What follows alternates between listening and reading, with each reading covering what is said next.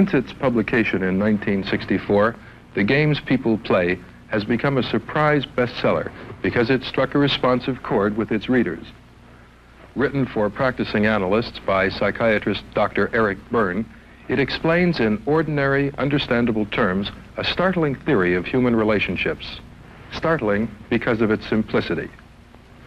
Dr. Berne's theory explains that the interplay between human beings can be understood in terms of the benefits that each receives. Called transactions, these games are one of several ways that we structure our relationships in order to keep our psychological distance from other people and prevent genuine intimacy. I'm David Prowett, science editor for National Educational Television. I visited Eric Berne at his home in Carmel on the California coast to discuss the applications of transactional analysis and the games people play. Transactional analysis is a system of psychology for understanding human behavior, changing human behavior, and predicting human behavior. Is a transaction the same as an interaction? In some ways, we consider interaction to be a kind of a cowardly word because you don't commit yourself to anything by saying people are interacting. It's just a kind of a description. Transaction means that people are getting something out of it. Each person is getting something out of it, which goes back to the fundamental question of all social psychology, which is, why do people talk to each other? What is the basic vocabulary that a layman needs to understand transactional analysis? Basically, it's just 5 words. All of them, one of them has, 1 or 2 have 2 syllables, but they're very everyday words. Parent, adult, child, game, and script. Recently, we've added another word which is assuming more and more importance, and that's what we call a contract, which means people should know what they're doing to each other and what their jobs are in relation to each other. Right, the parent, adult, and child are ego states. Would you explain what the other 2 are? Well, a game is a stereotype pattern of behavior. That is, it's something people keep doing over and over, and they may do it for years and years, every day or all day, and they don't even realize that it's a stereotype pattern. They may feel that it's sort of something they just want to do, or that it's spontaneous, but it's something that comes out the same way all the time. And like, for instance, it may end in the person being angry or hurt or scared or feeling inadequate again and again throughout the day, and this is something which the person sets up. That's a game. Script is a lifelong plan, we might call it an unconscious life plan, which is decided in very early childhood, and if it's allowed to run its course, it will continue the way the person decided when they were 3, 4, or 5 years old, which is pretty young to make lifelong decisions, but that's the way life is. Actually, that's the way human beings are. You really feel that the entire life is predestined from a script that's set that young? Yes, unless something is done to change it. And I want to stress that because people get discouraged sometimes when I say that one's life course is determined by a decision that you make inside yourself at such an early age. But the point is, there are things that can be done to change that decision. One of them happens to be psychotherapy. There are other things. So it's not irrevocable at that. That's right. Does transactional analysis have to be done in group therapy then? Well, it's presented as a group method because groups are where lots of transactions take place, and it's very helpful in group therapy. What happens is that people who study it and try it out in groups generally end up using it in their individual therapy also because they see that it works pretty well, and well, most people use it throughout their practices after a while. How widely is it spread in this country? I think we have now 500 members in our association. It's spread widely enough so that we had to organize, much against our inclinations, because we don't believe in organizing things too highly. So there are about 500 members. I think we have members in about half the states of the Union. We also have a small branch in Costa Rica. We have some people in England. And recently, the most interesting development has been a branch in Hawaii, where it is being used. As we've been talking, one thing has been bothering me. You talk about ego states, this parent-child and adult relationship. It sounds a little like a description of schizophrenia. Does it have any connection at all? No, there isn't. What happened was that many years ago, in the early 1900s, somebody began to talk about split personality and related that to schizophrenia. But that was done in a very technical sense, which most people would find it hard to understand. But the expression got around, and then people began to think split personality means something bad. Actually, everybody has a split personality because every human being has at least 3 different people in his head.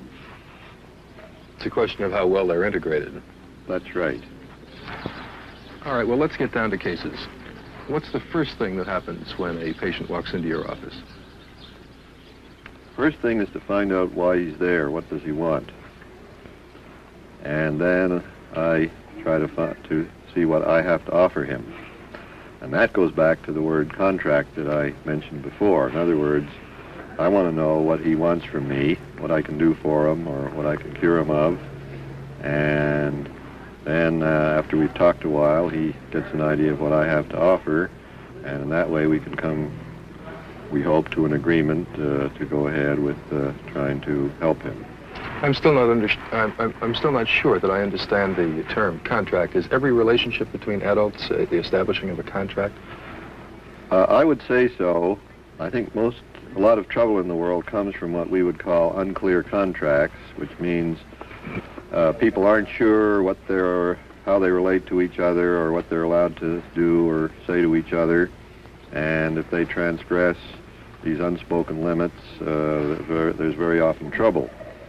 So a clear contract, I think, helps in any relationship, and we feel, when I say we, I mean these other colleagues that we talked about a few minutes ago, we feel that the first thing in any treatment situation is a clear contract in the sense of what does the patient want and what can we do for him. Can both of you understand this? We should both understand very clearly about that. Well, does the patient actually state his contract with you, or is this a conclusion you have to reach after talking with him? Sometimes he is, sometimes he isn't, and at other times there's a third kind of people who come from, let's say, other kinds of therapy where they have a kind of contract which involves words that we don't like to use very much. They're sort of sentimental or unclear words like relationship, personality, dependency, and we don't really feel we know what they mean. So sometimes a patient will state what we call his side of the contract in those terms, like I want to have better relationships, and then we say, well, what is a relationship? And we finally try and boil it down to something very specific where we will know and he will know whether he is actually accomplishing what he set out to do in the treatment. Since a contract is between 2 parties, does that mean that the analyst has to commit to the patient too? Right. You do feel that there is a commitment? Yes, we have a very strong commitment to say we accept the patient's contract if he says it clearly enough. For instance, we may say, oh, then what you want to be cured of are migraine headaches. Well, let's see what we can do. And we may end up let's say that session by saying, okay, now you've had a chance to listen to me for a while, and that's the sort of thing I have to offer, so if you want to continue, fine, let's go. Would you say that this is analogous to directive analysis, then, as opposed to non-directive? Not really. I think all we're trying to do there is we're not trying to direct the patient. All we want to do is find out what the patient wants. Like sometimes I say, I'm running a psychiatry store, what do you want? Mm-hmm. And I don't think that's directive. I think it's direct, but not directive. Transactional analysis seems to demand more from the patient than other forms of analysis. He really has to know his condition to make it work, doesn't he? Yes, that is true. He has to find out what really goes wrong. Not necessarily before he comes in. No. But he must know it before the analysis can begin. That's right, because that's the only way we really will ever know whether we're accomplishing what he wants or what we started out to do, is if it's clear what we're supposed to be doing. Do the patients really know that much about their case? Bodily complaints are usually pretty clear. A migraine headache is something the patient knows he has, and he knows where it is, and then he knows all about it in great detail. But it's very easy to reduce many conditions to, let's say, physiology, which is very, very important. The body is really here to stay, and it is a very important part also of psychological functioning and psychological problems. For example, what people call trouble with relationships. If we really look into it, what he really means is, in physiological terms, something like when I go into a room where there are strange people, I feel funny. And then you say, where do you feel funny? And he may know very well, right in the pit of my stomach. And then we know that whatever is something in that situation is affecting his stomach.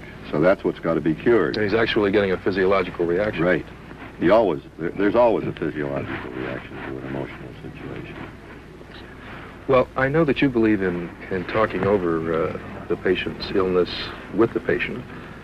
Is this generally accepted practice in analysis? I think we carry it a little farther than most people. For example, one thing we've been doing lately is having the staff conference in the presence of the patient, even with adolescents. And it works very well. Most people, let's say most other clinicians, for instance, the hospital staff, are a little uneasy about it the first couple of times. But when they discover how beneficial it is to the patients and how the patients pull themselves together, no matter how disturbed they are ordinarily, if they're told this is a staff conference about you and it's your privilege to listen to it, it's amazing how, as we would say, their adult gets hooked, and no matter how oddly they were behaving before, they will sit quietly for an hour and listen very, very intelligently to an intelligent, open discussion of their own case. You don't find that it frightens them in any way? I've never known it to frighten them in my experience. How do you translate the theories and the contracts you've made into a coherent plan for therapy? Well, let's take as a sort of a theoretical example, a man who comes in and talks about relationships, and we discover what he really means is when he goes to a party where there are strangers, his stomach feels funny. Well, the first thing we do is talk about parent, adult, and child. In that case, it's very obvious that it's the child part of him that feels funny because at an adult level or at an objective level, nobody at the party is going to hurt him or wants to hurt him. There's nothing to be afraid of. So then we trace that back and discover that is so. See, if we say something as your child, that's only our opinion. And in order to verify it, we have to go through certain procedures. One of them is to find out, did you really feel that way when you were actually a child? And if he did, then we say, well, our diagnosis is right. That's the child part of you. So it's very easy to trace back in such cases that the same thing happened when he went to kindergarten the first day or when he went to birthday parties.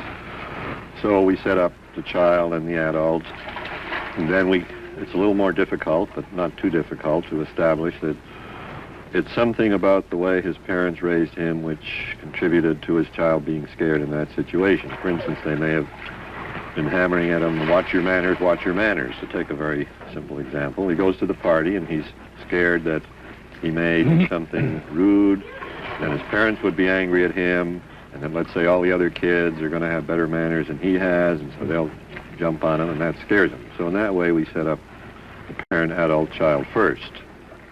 Then the next step would be to talk about some of the transactions with other people, because those people who go to parties feeling frightened are somehow going to get themselves scared. If nobody goes out of their way to scare them, they'll set something up. They have to, as we would say, they have to collect a scared stand. So we find out by taking some examples, how does he go about having somebody scare him? And that's what we would call the transactions he goes through. And then if you add them all together, you have essentially a game, which in this case might be called Kick Me, in which he comes on so strongly, scared, as though saying, please don't kick me, that it's almost as though he were wearing a sweatshirt, and so we speak of sweatshirts. So a sweatshirt says, please don't kick me. Well, I think it would be interesting for somebody to actually put on a sweatshirt saying, please don't kick me, and go to a party and see what would happen. I think it's very obvious what would happen. Everybody would take a kick at him. So he gets himself kicked, and that's the game. Dr. Berne, we've been talking about life plans as such. Just what are they? That's where the word script comes in. That's what is decided when people are very small, maybe 4 or 5 years old. And then they don't quite know how to go about it, and I think that the next thing they latch onto is usually a fairy tale, which sounds like the way they want things to be. You mean a real fairy tale? The real fairy tale. And so very often we can find out what a person's script is by asking, what is your favorite fairy tale? And so as we walk around, they're looking at people. There are innumerable Prince Charming, Cinderella, Sleeping Beauties, Rapunzels, and youngest of 3 sons who's going to be smarter than the other 2, and like that. After all, she let her hair down. What I'd like to talk about is the Rapunzel Script, which is a little bit different. The case in question is a woman who got married and thought this guy's a loser, and someday the real prince will come along. She had been adopted by her grandmother when she was young, and her grandmother broke up the marriage and then made trouble when the boyfriend came along who was supposed to be the real prince. And the result was that the girl began to have diarrhea, and she came to the therapist, and the therapist had a lot of trouble with her because she obviously didn't want to give up her symptom. However, what I want to talk about is the Rapunzel script in general. The story of Rapunzel is that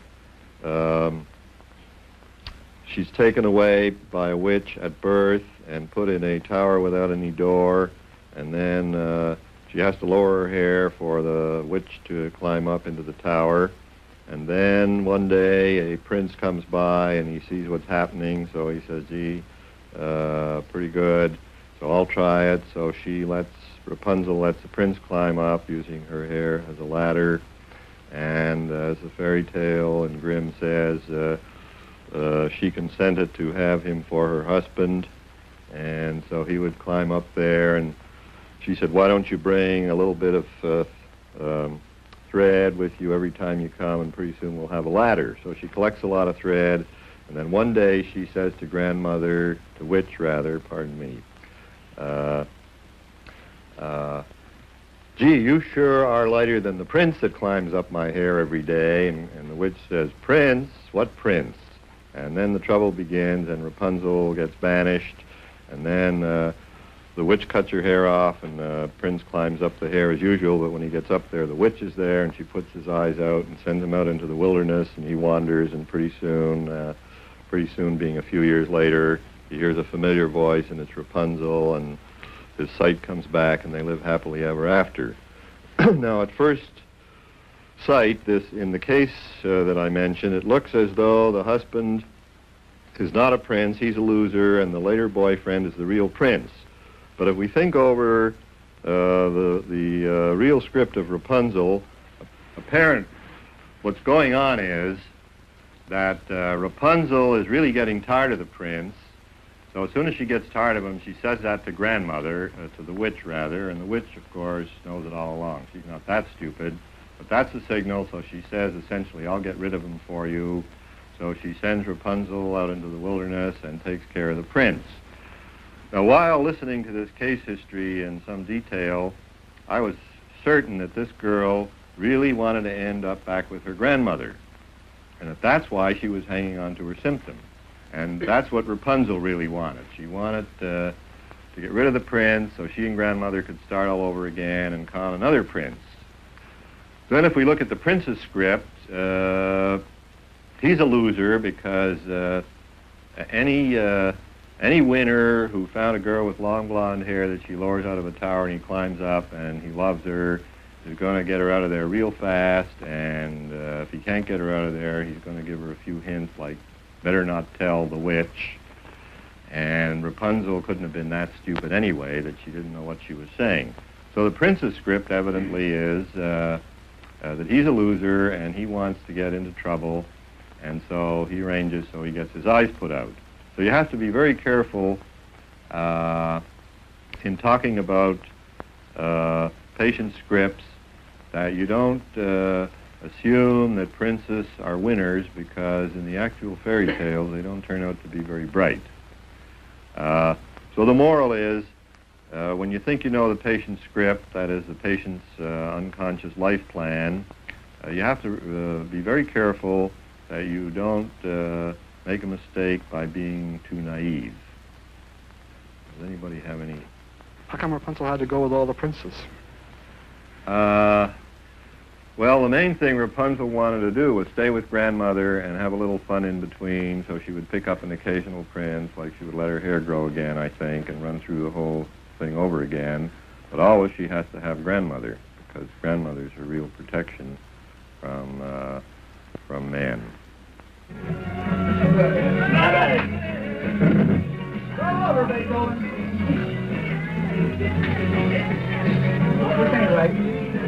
Why is it that you had to go into such a complicated allegory as Rapunzel to explain what was happening in Elise's case? What we're trying to do is predict the whole life course of a person, which can't be too simple. And what we find is that most people's lives follow very closely the pattern of a fairy tale.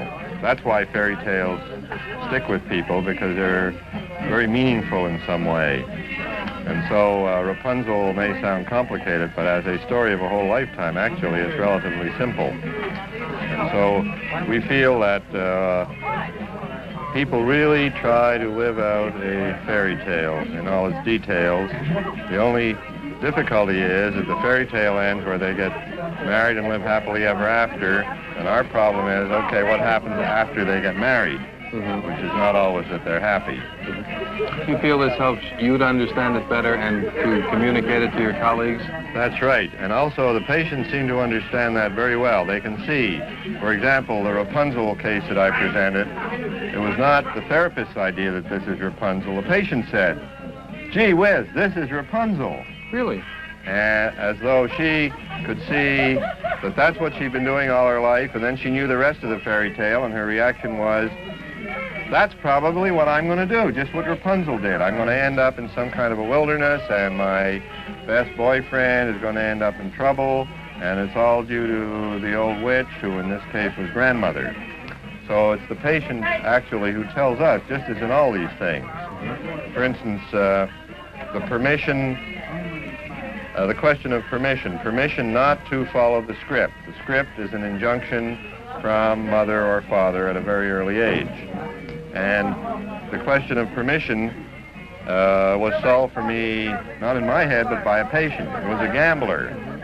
And the question was, how could I induce him or somehow persuade him not to gamble? And he said, that isn't the problem. All you have to do is give me permission not to gamble, because I feel that somebody in my head is telling me I have to gamble. And that was a revelation to me. I sort of sat up in my chair and said, wow, this is interesting. And then by listening to other patients, I discovered it's not that I have to tell them what to do. I merely have to give them permission to disobey let's say, the destructive orders which were given to them by one or other parent. And we know a lot about how the parents work. For instance, it is the parent of the opposite sex who tells the child what to do at a very early age, and the parent of the same sex who shows the child how to do it. One of our classical examples is the beautiful girl. Now, a beautiful girl, in our way of thinking, is a girl whose father gave her permission to be beautiful by saying, you're beautiful, I like beautiful girls, your mother's beautiful, that's what I like. And then mother shows her how. That means mother shows her how to dress, how to act, how to walk, how to be a girl. And inversely with a man. Mother says, this is what I want you to be, and father shows him how to go about being it. And this principle seems to work very well. So that's why if we can find the fairy tale which somehow is the story of the person's life, or if the person can find it themselves, then it really gives them a feeling that they know something about where they're going and what has to be headed off. I think the music has finally gotten to me. I can no longer hear you anymore. Yeah, what a noisy here. Well, contribute to real love between a man and a woman. Well, that we don't pretend to know, because Usually people who are capable of real love don't seem to end up coming to psychiatrists. They seem to be finding their own happiness, and they don't have to...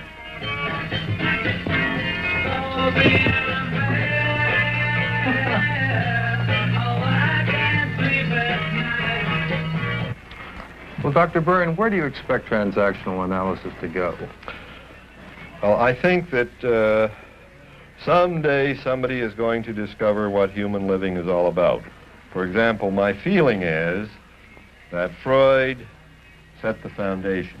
I think that we have built something on the foundation. Sometime in the future, somebody will build, let's say, a third story on what we have done. And I think the answer is in script. That is, the plan for a lifelong career which each person acquires at a very early age, maybe 4 or 5 years old. It may not be too specific in grown-up terms, but in general it's like, I will be a success, or I will be a failure, or I'm going to end up killing myself, or I'm going to end up killing somebody. So by finding out a person's plans for his whole career, his whole life, and in careers we include such things as failure, ending in suicide, ending in psychosis or confinement in a state hospital, that if we can get in there and break that up, then we can really change a person's whole life course, and we feel we might really have found a very valuable secret of human behavior, a very long-term secret, which involves not only the person, but also his children. If we can break that up, we're extending the treatment into future generations, which of course every psychiatrist would like to do. If we can find a way to counteract the instructions people receive as very young children as to how they go the rest of their lives, but then we will really have something very valuable.